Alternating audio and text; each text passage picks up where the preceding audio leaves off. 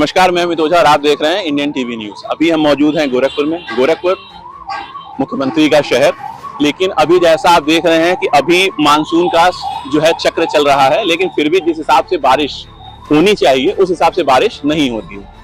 कहने का तात्पर्य ये भी है कि जैसे अगर एक क्षेत्र में बारिश हो रही है तो दूसरे क्षेत्र में बारिश नहीं हो रही, यानी कि अगर 100 मीटर पे बारिश है तो अगले 100 मीटर पे बारिश का कहीं नामो निशान भी नहीं है। ये एक प्राकृतिक असंतुलन है। इसके बारे में और जानने के लिए अभी हमारे साथ मौजूद है गोरखपुर के मशहूर पर्यावरणविद भुवनेश्वर दत्त पांडे जी। उनसे हम भुवनेश्वर नाथ पांडे जी, तो अभी हम ये जानेंगे कि आखिर ये जो पर्यावरण का जो असंतुलन है आखिर ये किस वजह से हो रहा है। सबसे पहले हमारे चैनल में भुवनेश्वर नाथ पांडे जी, आपका स्वागत है। ये जो प्राकृतिक असंतुलन फैला हुआ है, आखिर इसके पीछे क्या कारण है? देखिए, बड़ा अच्छा प्रश्न है आपका। सबसे पहले तो मैं आपके चैनल को बहुत बहुत धन्यवाद देता हूँ।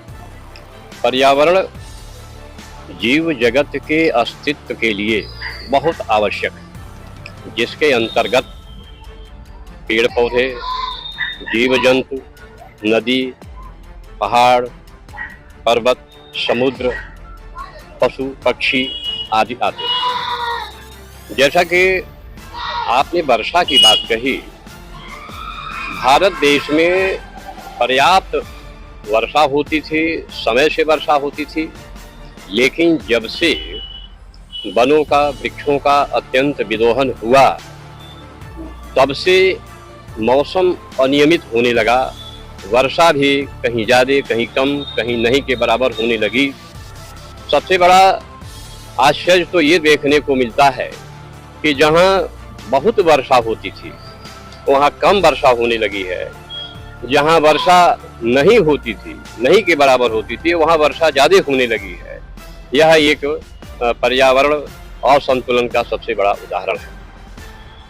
पर्यावरण संतुलन को बनाए रखने के लिए भारतीय वन नीति के अनुसार 1/3 भूभाग वनों से, वृक्षों से आच्छादित होना चाहिए और उसके साथ साथ उन वृक्षों का रोपण आवश्यक है जो पर्यावरण के ज़्यादा हितैषी हैं। आज के परिप्रेक्ष्य में यदि हम देखें, पूरे भारत में अगर हम देखते हैं तो जो बड़े बड़े बाग बगीचे होते थे, जो फाइकस फैमिली के वृक्ष होते थे, आज वो नहीं के बराबर। अब हम लोग ज़्यादातर हाइब्रिड पौधे लगाते हैं, गमले में पौधे लगाते हैं, जबकि हमें चाहिए बड़े बड़े बाग, उपवन चाहिए, वनों का आच्छादन चाहिए। वह देखने को अब कम मिलता है।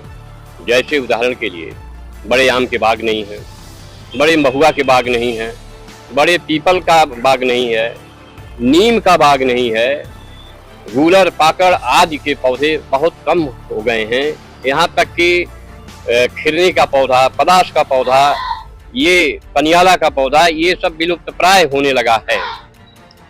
तो हमको अगर पर्यावरण को संतुलित बनाए रखना है, तमाम प्रकार के प्रदूषण से मुक्त होना है, जैसे वायु प्रदूषण, जल प्रदूषण, मृदा प्रदूषण, प्लास्टिक प्रदूषण, ये जो कूड़े कचरे का प्रदूषण है, इन सब से अगर मुक्त होना है तो हमें उन पौधों को लगाना होगा, बड़ी भारी संख्या में लगाना होगा, पूरे देश में लगाना होगा, जो आदिकाल में होते रहे हैं और आज भी उनकी आवश्यकता है।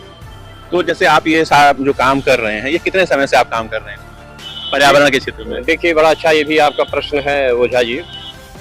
मैं जब पढ़ रहा था तो प्रतियोगिता की तैयारी, तमाम प्रतियोगिता, मतलब क्लास में कि यूनिवर्सिटी में, मतलब इंटर कॉलेज में कि डिग्री कॉलेज में या फिर प्राइमरी में? मैं विश्वविद्यालय में जब पढ़ रहा था। साल कुछ?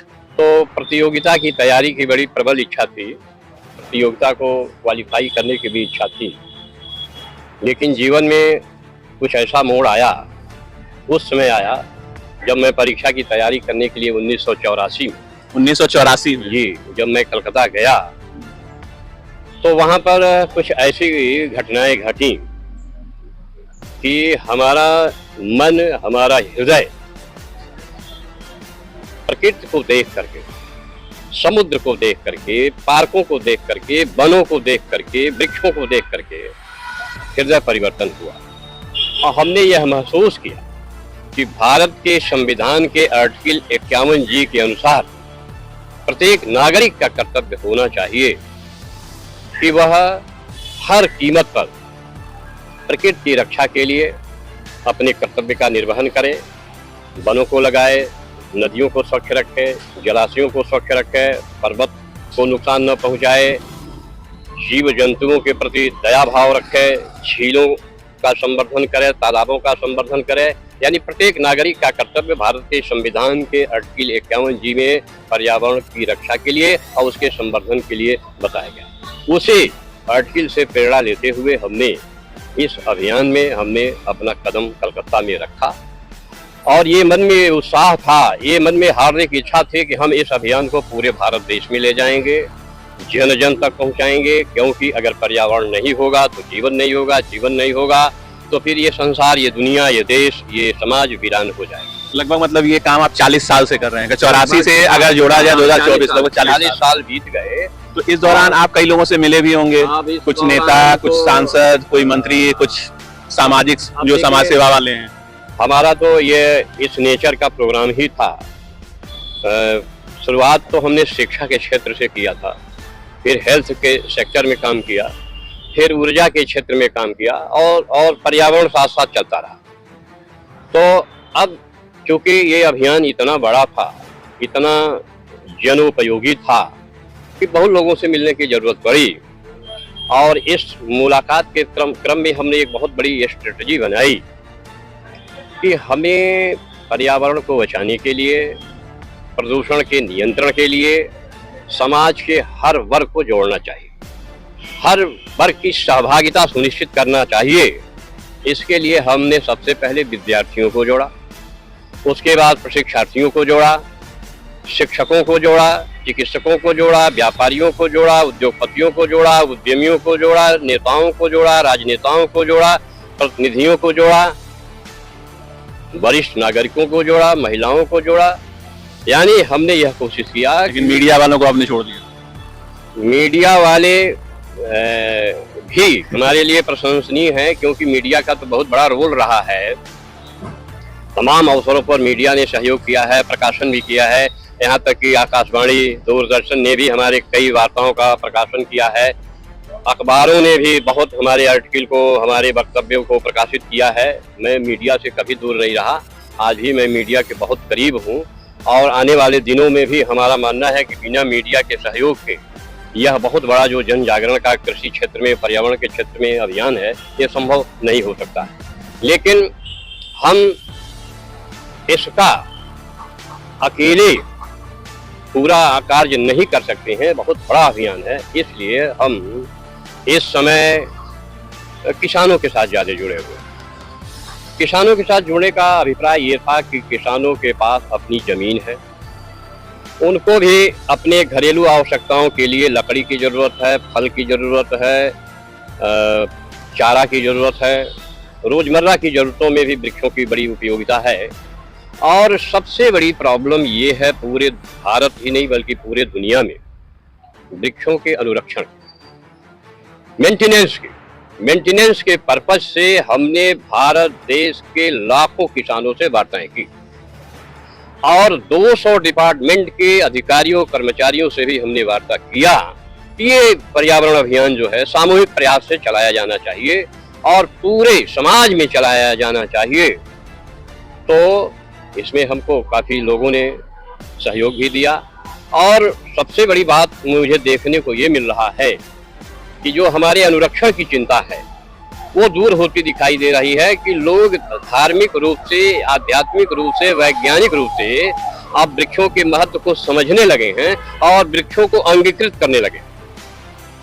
मैं बताऊं आपसे ओझा जी, बहुत जीवन की सच्चाई बताऊं, जब हमने 85-86 में पौधे लगवाए बस्ती जनपद के कुछ गांव में, गोरखपुर जनपद के कुछ गांव में, वो वृक्ष इतने बड़े हुए, जब बड़े हो गए तो उन वृक्षों के आय से, जैसे आम का लगाए, वो कटहल का लगाए, जामुन का लगाए, अमरूद का लगाए, आंवला का लगाए, बेल का लगाए, तो उन वृक्षों के फलों से आमदनी करके बहुत से लोगों ने अपने बच्चों को पढ़ाया और पढ़ा करके जो है एक अच्छा इंसान बनाया। बहुत से लोगों ने अपने बच्चियों की शादी की।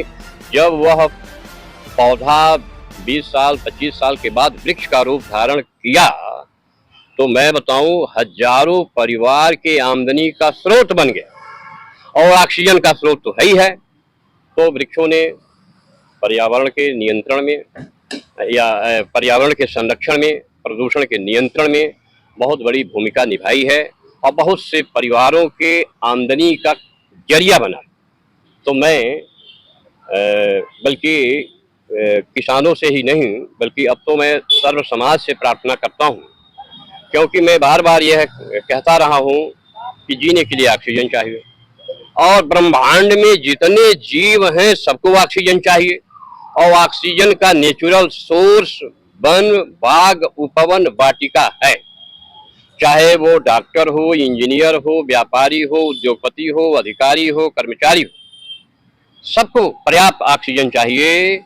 यहाँ तक कि 22,000 बार श्वसन क्रिया करना है, 17 पाउंड से अधिक ऑक्सीजन की जरूरत है। इसके लिए जब हमारे पास पर्याप्त वन क्षेत्र होंगे, बागीचे होंगे, तभी तो ऑक्सीजन आपको शासन की तरफ से भी सहयोग मिल रहा है? नहीं, देखिए ओझा जी, हमने अपने अभियान में बड़ी पवित्रता रखी, बहुत पारदर्शिता रखी। कभी हम और डिटेल में आपसे चर्चा करेंगे। हमने किसी भी सरकार से, किसी भी संस्था से युवाओं के लिए कोई भी सहयोग नहीं लिया है। कोई भी आर्थिक सहयोग नहीं। युवाओं के लिए जैसे अगर बहुत ज्यादा बड़ी खबर हो जाएगी तो हमारा यूथ देखता नहीं है, तो यूथ के लिए क्या मतलब 2-4 लाइन में क्या संदेश देना चाहेंगे? देखिए, पहली बात तो आपको स्पष्ट हमने बता दिया कि हमने कहीं से आर्थिक अनुदान नहीं लिया इतनी लंबी यात्रा में, पारदर्शिता के नाते, डेडिकेशन के नाते। दूसरा, जो आपने युवाओं की बात कही है, मैं युवाओं को नमन करता हूँ।